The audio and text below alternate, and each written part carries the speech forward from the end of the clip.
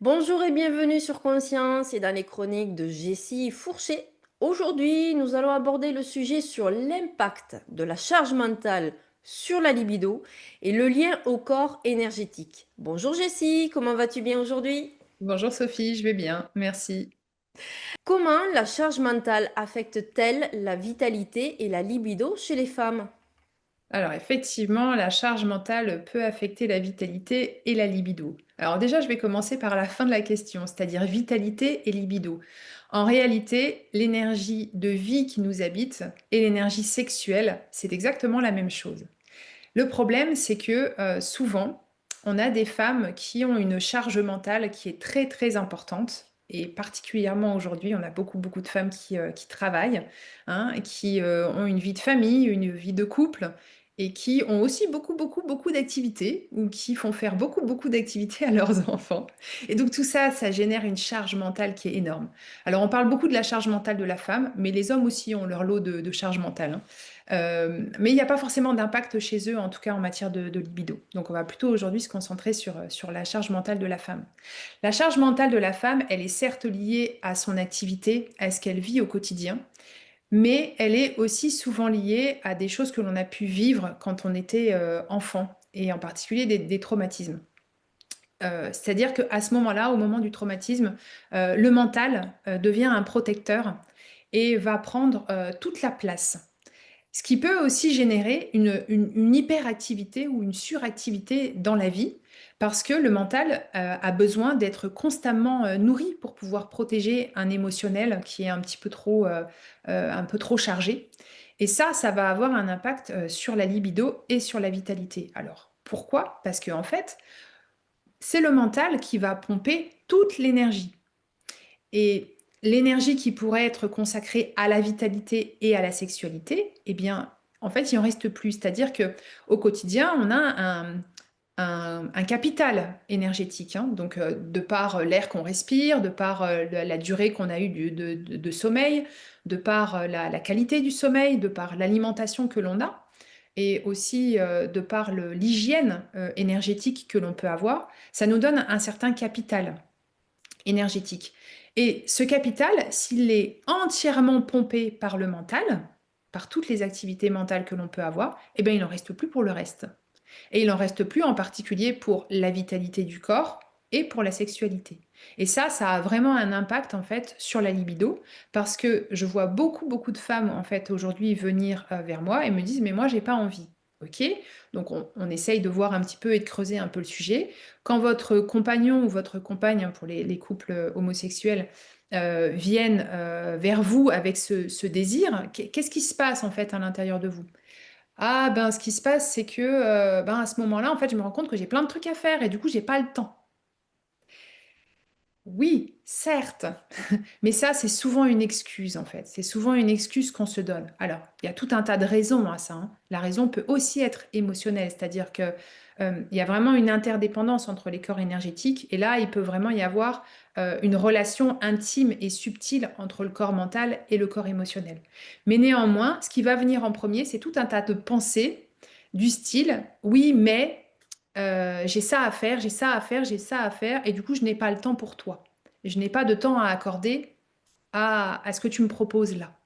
Et en fait, c'est une technique de fuite, c'est une technique d'évitement, c'est une stratégie en fait qui a été mise en place par le mental pour éviter de rentrer dans cette sphère intime. Et du coup, ça va avoir un impact sur la libido. Et puis, ben, bien sûr, ça va aussi avoir un impact sur l'épanouissement du couple, hein, parce que c'est bien ça la conséquence finale en tout cas. Alors, en quoi les corps énergétiques réagissent-ils à ce surmenage invisible? Pourquoi les corps énergétiques vont réagir à ce surmenage invisible? C'est dû à la constitution même des corps énergétiques. Donc, il faut savoir que l'âme, quand elle s'incarne, va emprunter différents corps énergétiques. Ces corps énergétiques ont des vibrations qui sont différentes et ils sont faits d'énergies qui sont un petit peu différentes. Le corps physique, on le voit parce que c'est un corps énergétique, mais fait d'énergies qui se sont condensées. C'est de l'énergie très grossière, en fait. C'est ce qui fait, que la matière est matière. Même si on sait de plus en plus aujourd'hui qu'en fait la matière, c'est énergie et c'est de l'énergie avec beaucoup de vide aussi. Mais néanmoins, ça nous apparaît comme étant quelque chose de relativement, solide. Et à l'intérieur, en fait, de ce corps, physique, il y a un corps émotionnel qui, lui, va être fait finalement de la même énergie, mais plus subtil et qui va vibrer à une fréquence plus haute. Et le corps mental, lui aussi, va être fait d'une énergie encore plus subtile, qui va vibrer de manière encore un peu plus haute. Et c'est le cas de plus en plus on se rapproche en fait du cœur énergétique et plus les corps spirituels sont raffinés par rapport aux autres corps. Et ça fait que plus les corps sont hauts en vibration, plus ils vont avoir un impact sur les corps qui sont plus bas en vibration. Et il y a aussi une composante qui est importante, c'est la vitesse à laquelle l'information transite dans ces corps. Donc plus les corps vont être hauts en vibration, donc dans les corps spirituels, dans le corps mental, émotionnel et physique, plus l'information va être véhiculée rapidement. Donc le corps mental, si on part du corps mental et de la charge mentale, ce corps mental, il va avoir deux effets en fait sur le corps émotionnel et sur le corps physique. Il va avoir un effet de protection et il va aussi avoir un effet de tyran quelque part, hein, s'il est utilisé à mauvais escient, s'il a un rôle de protecteur. Et donc, il va venir en tant que tyran, finalement, empêcher le désir de naître dans l'émotionnel et il va empêcher le corps de passer à l'action pour pouvoir avoir cette relation intime avec l'autre. Donc, c'est là que se joue euh, le lien entre le corps mental, la charge mentale, les corps énergétiques et l'impact sur la libido et sur la sexualité. Quel signe montre qu'un déséquilibre énergétique est lié à une surcharge mentale? Alors, les signes qui vont montrer qu'il y a un déséquilibre énergétique qui est lié à la charge mentale, il y en a plusieurs. Alors, déjà, il peut y avoir des problématiques de sommeil. Ça, c'est ce que je vois assez souvent. C'est-à-dire qu'il y a beaucoup, beaucoup de femmes aujourd'hui, et des hommes aussi, mais c'est plus vrai chez les femmes, qui vont avoir beaucoup de difficultés à l'endormissement, des réveils nocturnes, des réveils trop matinaux, ou alors une qualité de sommeil qui va être dégradée, ce qui fait que c'est des femmes qui vont être beaucoup, beaucoup fatiguées. Et ça, en plus, ça va alimenter la surcharge mentale.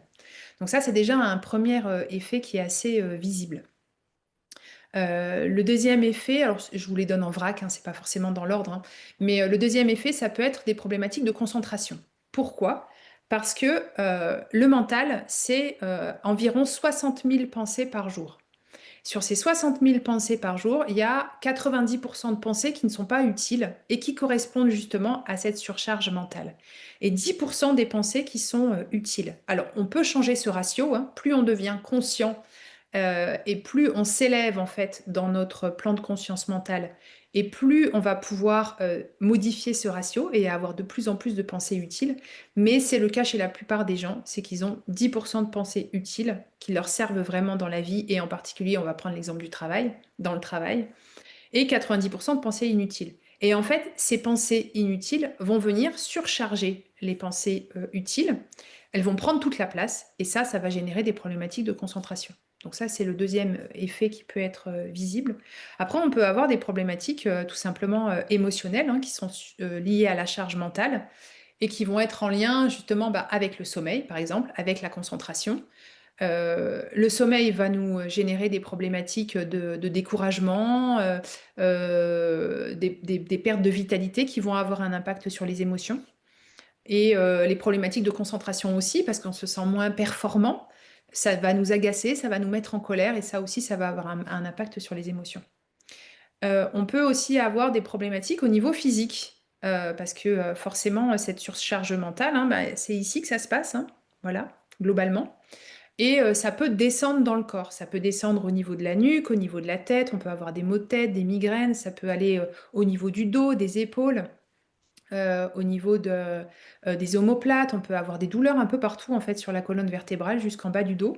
Et puis après, des problèmes dans les jambes, dans les genoux, des problématiques d'ordre digestif. Enfin, vraiment, ça peut avoir un impact sur énormément de choses, hein. On peut avoir aussi, je vois beaucoup de personnes qui ont des problématiques de surcharge mentale et qui vont avoir des déséquilibres au niveau leur hypersensibilité. C'est-à-dire que ça va exacerber l'hypersensibilité, la sensibilité au bruit, la sensibilité à la lumière et voilà, donc voilà, je vous ai donné quelques exemples, hein, c'est certainement pas exhaustif, mais la surcharge mentale peut vraiment amener ces déséquilibres dans les corps et tout ça, ça a un impact sur la vitalité et l'énergie sexuelle, comme je le disais, précédemment. Alors, quelle pratique simple recommandes-tu pour alléger cette charge mentale et retrouver un lien vivant au corps? Alors, on peut effectivement avoir, certaines, pratiques pour pouvoir alléger la surcharge, mentale et pouvoir retrouver un corps, vivant. Alors, on ne se rend pas compte à quel point nous vivons dans des corps qui sont pas très vivants, justement.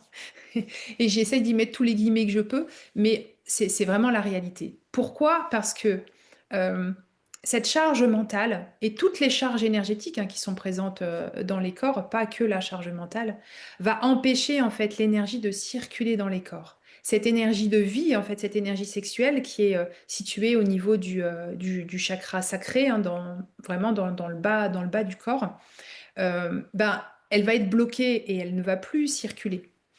Et donc, ce qui est intéressant, c'est justement de pouvoir commencer à décharger les corps. Et pour ça, il y a une petite pratique qui est d'une grande simplicité que les gens ne connaissent pas. Et on va la pratiquer ensemble juste pendant quelques secondes, hein, c'est ma proposition là.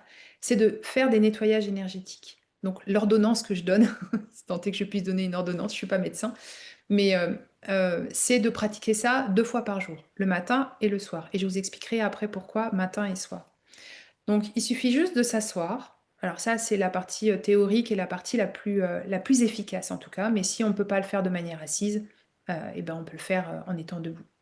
Donc on s'assoit, on ferme les yeux, on pratique, la respiration consciente, c'est-à-dire qu'on pose juste l'attention sur notre respiration, soit au niveau du ventre, voilà, on perçoit le ventre qui se gonfle et se dégonfle, la cage thoracique qui se gonfle et se dégonfle, ou alors l'air qui entre et qui sort par les narines.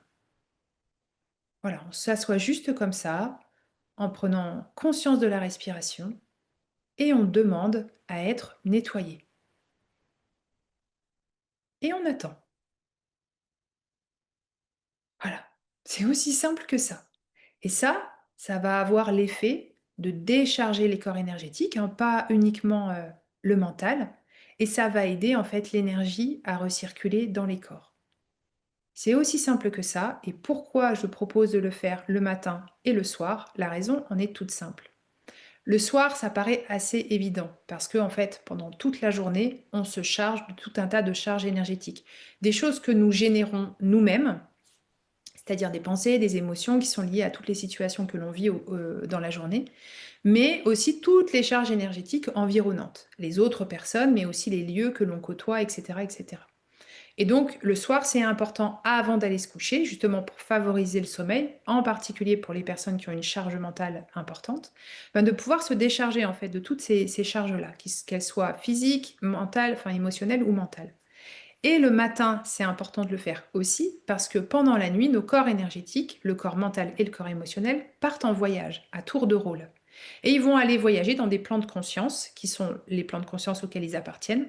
Et ils vont là aussi, en fait, se charger de tout un tas de charges énergétiques qui vont ramener dans le corps. Et donc, c'est important aussi d'avoir cette hygiène de vie, hygiène énergétique, de se nettoyer le matin au réveil, le plus tôt possible, et le soir. Et vous allez vraiment voir la différence entre la période où vous ne faisiez pas de nettoyage énergétique et à partir du moment où vous faites ces nettoyages énergétiques de manière régulière, on voit vraiment une différence qui est assez fondamentale et essentielle.